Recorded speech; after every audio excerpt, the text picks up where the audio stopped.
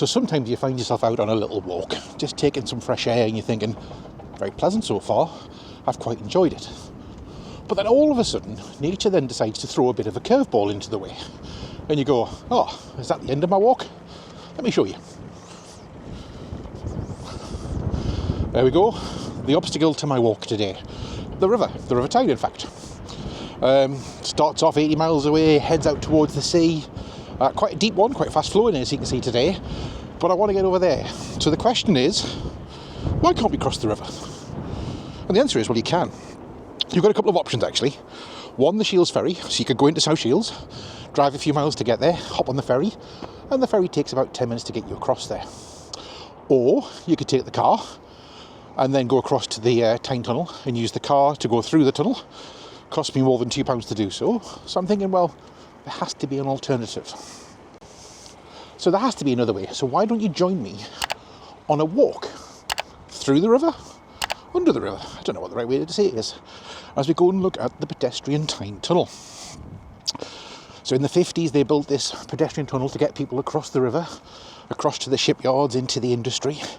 And it said that more than 20,000 people a day would go through. Now, I'm not so sure how many people actually use the pedestrian tunnel, or how many go through daily, but I thought I'd come and have a look. Secondary reason for coming as well is that they've actually just spent quite a bit of money replacing what were at one time the longest wooden elevators that were still in service. Obviously we're aware in UK history that wooden escalators aren't necessarily a great thing, and certainly there have been fires, etc. So what the Tyne Tunnel have done is replaced them with some new scenic lifts. Won't bore you with all the details, but if you feel free to Google, you'll see it has been a project not without its controversy, without its issues, and certainly it's caused some problems. Walking down what appears to be the cycle access, obviously lots of ramps here, didn't really plan this. As I say, just out for a walk and thought I would see how I got on. So we are on the south side of the river at the moment. This will take us through into Howden and Wallsend if we continue across there. And if you look into the distance on the horizon there, you can see the ventilation shaft and the tower block there that belongs to Tyne Tunnel.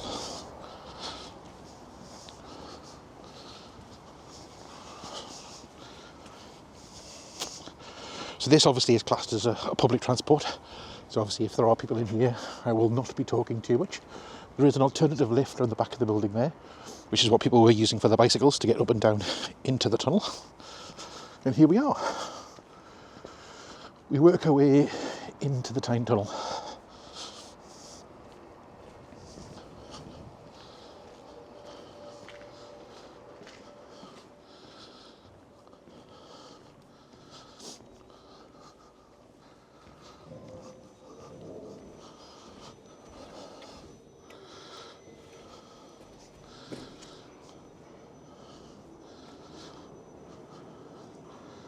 (1950s) green tile.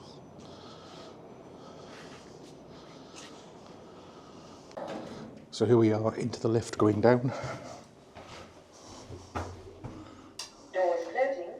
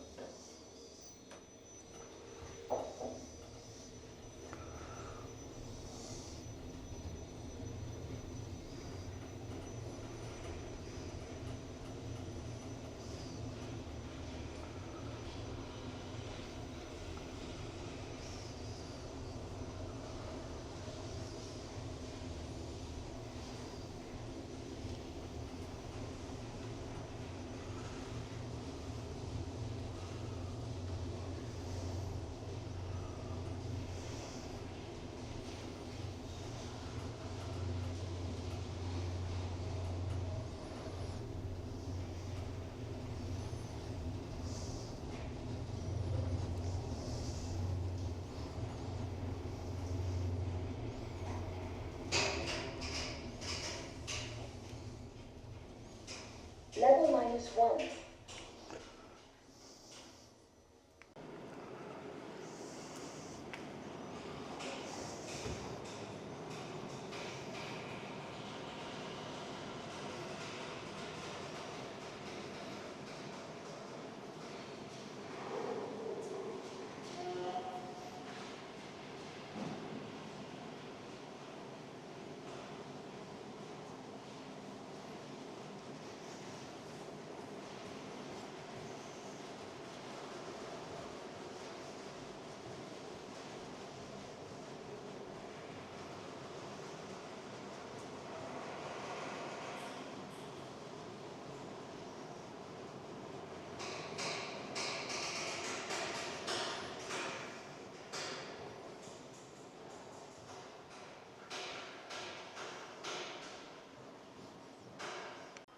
So we made it down to the pedestrian tunnel, so it's roughly 300 metres, it says.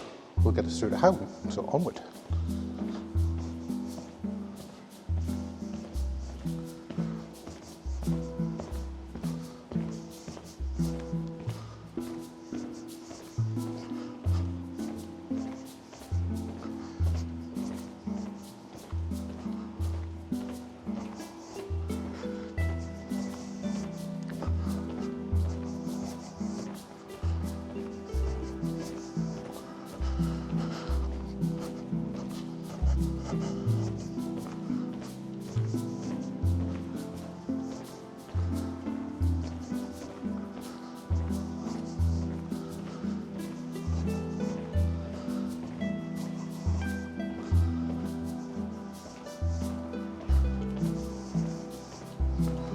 So it looks like we're on the flat point now, so this is the deepest part of the tunnel, which I believe is somewhere around 14 metres under the depth of the riverbed.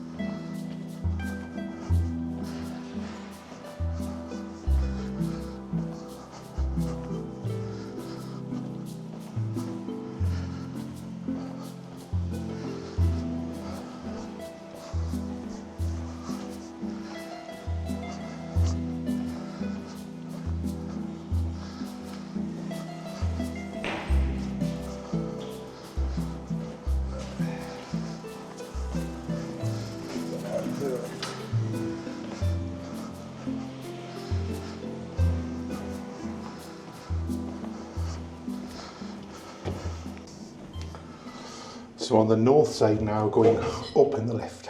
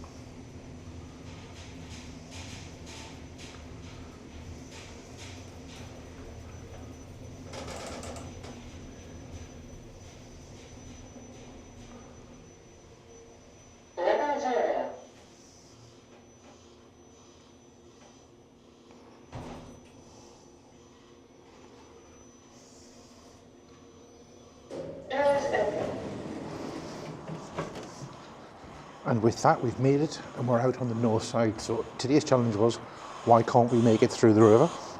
And the answer is, we can. You just need to use a bit of early 1950s engineering, and you can then see the river where we were. See if I can get you a better viewpoint.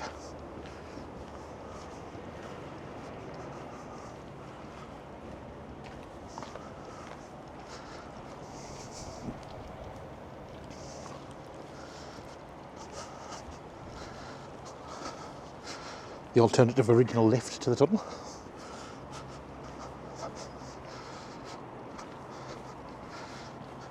And there you go.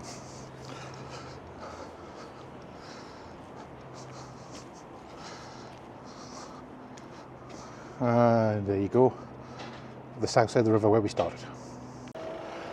And so we're back. That's it. We managed. We asked ourselves the question, so why can't I cross the river? And the answer is you can.